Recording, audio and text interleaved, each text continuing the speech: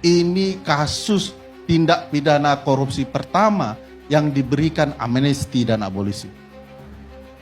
Apa konsekuensinya? Selain bicara kedamaian politik, konsekuensi yang paling menakutkan adalah suatu waktu seluruh kasus tindak pidana korupsi akan digunakan amnesti dan abolisi. Assalamualaikum warahmatullahi wabarakatuh. Wah, ini Indonesia mau dibawa kemana arahnya, guys? Tentang pembebasan para koruptor di negara Republik Indonesia.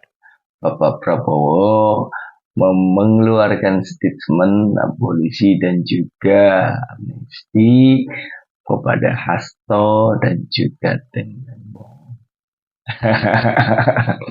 Kita berprasangka buruk.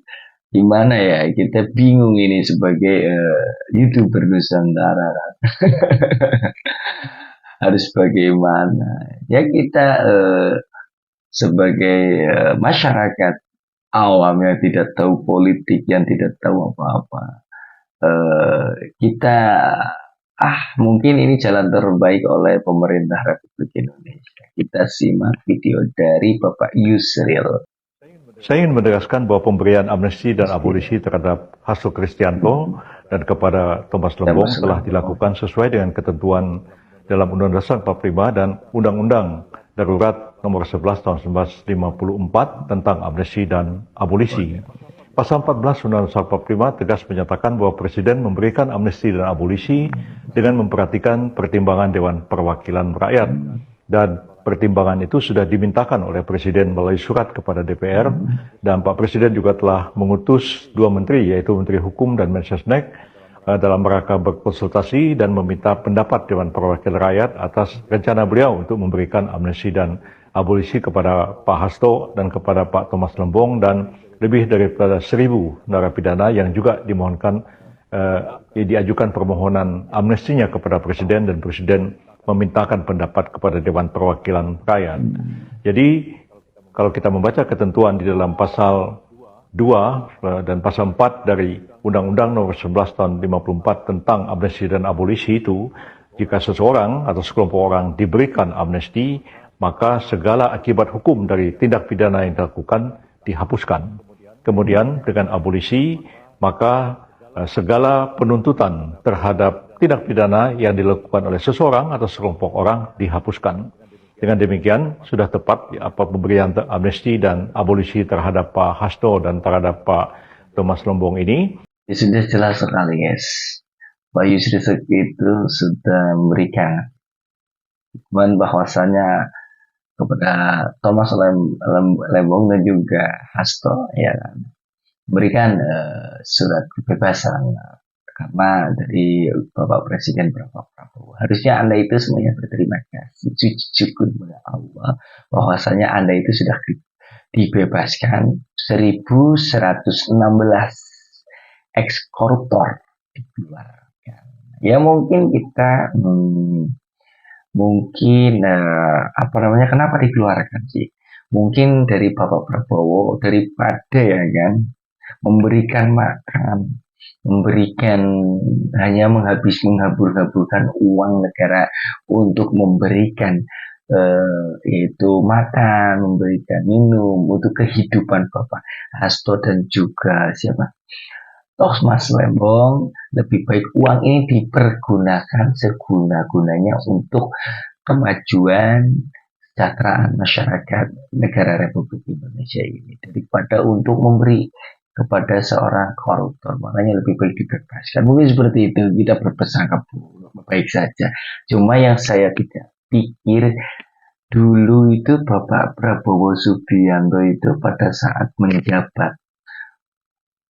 saat mau menjabat sebagai presiden dengan Mas Gibran Raka Buming Raka, dirinya itu sering sekali bolak-balik mondar-mandir kepada Insinyur Joko Widodo untuk mendapatkan dukungan full dari Insinyur Joko Widodo. Maka dicetuskanlah yaitu wakil Bapak Prabowo Subianto itu yaitu adalah Mas Gibran raka buming raka. Sekarang kok kenapa Anda itu berpaling dari Bapak Isi Joko Widodo, lari daripada Isi Joko Widodo? Ya kan, karena apa? Dulu Isi Joko Widodo itu pada saat penjabatannya itu memasukkan para koruptor-koruptor tersebut ke dalam sel penjara. Kenapa sekarang dibebaskan? Itu yang lagi dipertanyakan, dipersoalkan oleh masyarakat. Aduh, ya ini sudah parah. Para koruptor di negara Republik Indonesia ini sudah pada bebas, guys. Tulis dalam komentar ya, silahkan. Ini Indonesia mau dia bawa kemana itu ya?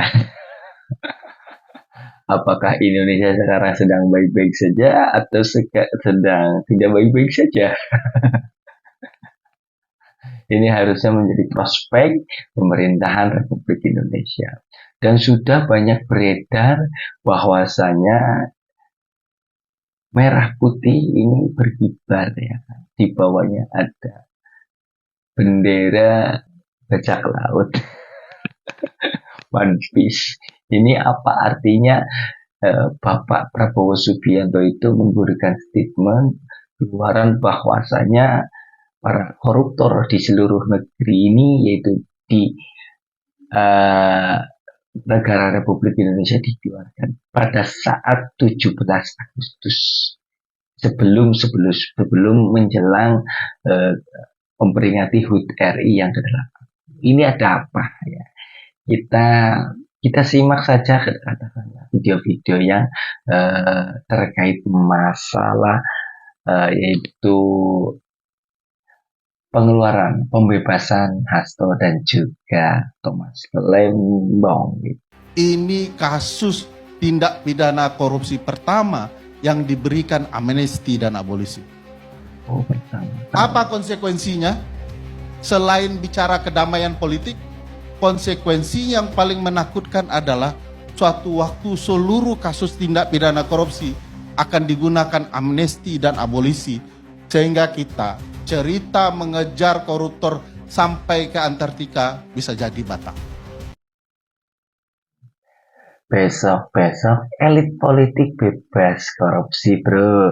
Jika ditangkap, maka kader dan teman-temannya itu tinggal bikin ribut sehingga presiden akan berikan abolisi dan amnesti demi persatuan dan kedamaian politik. Ya Allah, Bapak yaitu presiden keempat Abdurrahman Wahid, negara kok sampai dipertaruhkan nyawa dan segala macam untuk menduduki tempat tersebut, saling siku menyiku, saling bahu-membahu antara partai satu dengan partai yang lain, membuat gaduh di negara Republik Indonesia ini, ya kan, supaya menjadi dirinya nomor satu di negara Republik Indonesia. Ya kan? Bikinlah ulah supaya para pakar politik ini, elit politik ini, supaya bebas dari korupsi itu. Ya Allah. Berlalatin, ini mau dibawa kemana ya negara Republik Indonesia? tenang saja ya para YouTuber Nusantara, tenang saja. Ini kita tetap dipertahankan ya kan, bahwasanya dulu ya Bapak Prabowo Subianto berkoar-koar ya kan, dalam hal akan memberantas korupsi Indonesia. Kenapa sekarang koruptor di Indonesia itu dibebaskan? Ya kan? Ini sedang menjadi pertanyaan seluruh masyarakat, rakyat Indonesia. Dan sekarang beritanya beredar sekali. Bapak Prabowo berkoar-koar seperti itu, tapi tidak dengan kenyataan. harusnya konsisten dalam eh, pidato tersebut ya. Bukan saya ini hanya masyarakat biasanya tidak tahu politik kok, hanya tidak paham tentang politik. Jadi kita sebagai warga negara Indonesia yang patuh terhadap pemerintah ya kan, tapi kita sebagai YouTuber Nusantara itu tetap mempertahankan untuk kenapa sih Bapak Prabowo membuat statement seperti itu. Dan simak video selanjutnya guys tentang yaitu Bapak Prabowo. Saudara-saudara sekalian, Indonesia negara yang mau berkembang pesat. Kita harus mengejar bangsa lain. Kita tidak bisa pakai cara-cara yang lama, cara-cara yang tidak efisien, cara-cara yang boros, manajemen yang nggak benar. Tinggalkan itu. Tidak ada tempat rakyat Indonesia tidak mau dengan sistem-sistem yang seperti itu. Rakyat Indonesia menuntut pemerintah yang efisien, pelayanan yang baik, pertanggungjawabkan setiap uang rakyat tidak boleh disalahgunakan. Hari ini KEK ini contoh salah satu terobosan ke arah mengejar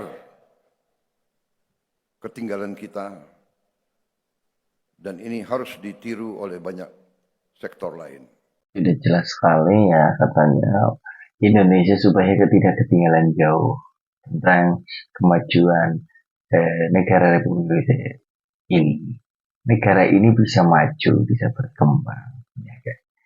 Kalau masyarakat itu kompak. Tapi kalau pemerintahannya itu seperti itu kan bingung guys. Para elit politik, elit-elit yang ada di atas itu seperti itu semuanya guys. Masa koruptor di negara Republik Indonesia semuanya dibebaskan guys. Aduh bingung Bapak Prabowo, kenapa sih ini bisa terjadi seperti ini? Terkait masalah pembebasan Hasto dan juga Thomas ini kan harus benar-benar dikaji, harus benar-benar. Kenapa di balik ini ada apa guys? Kita tunggu saja berita-berita statement dari pemerintah Republik Indonesia ini. Ditakutkan ya kan, masyarakat semuanya terjun mungkin ya kan, masalah koruptor ya. Kita ya, saya bukan elit politik yang tahu tentang ranah politik, hukum pun tidak tahu. Saya hanya orang biasa yang tidak bisa apa-apa kan. Di sini nggak setiap hari bekerja, hanya mencari suap nasi. Ya kan? Selalunya kerja dari berangkat jam 7 pulang jam setengah 4. Kita mencari suap nasi. Terkadang di daerah terpencil itu sulit untuk mencari pekerjaan, mencari suap nasi pun masih sulit. Kenapa para elit politik tidak melihat ke bahwasanya banyak sekali masyarakat rakyat negara Indonesia ini yang masih sulit seperti itu. Harusnya elit politik itu sadar, semuanya lah. Saya tidak menyebutkan satu-satunya, semuanya. Harusnya berpikir positif, jangan memikirkan dirinya sendiri.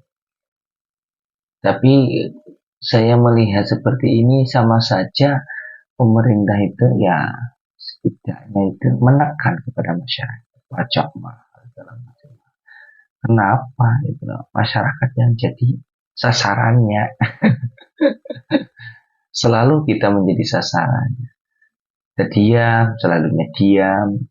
Yang penting ikuti aturan yang ada di pemerintahan setempat. Tapi lama-kelamaan kan masyarakat kan sekarang bukan tambah bodoh tapi tambah pintar. Harusnya itu flashback lah ke belakang semuanya. Ayo bahu membahu untuk memajukan, mendamaikan, memakmurkan, yaitu rakyat negara Republik Indonesia ini, supaya jangan pecah belah seperti inilah. Masa koruptor, kembalikan lagi dalam sel dan memberikan kepada koruptor yang sudah memakan uang rakyat sekarang. Ini bagaimana ini ditanggapinya, guys?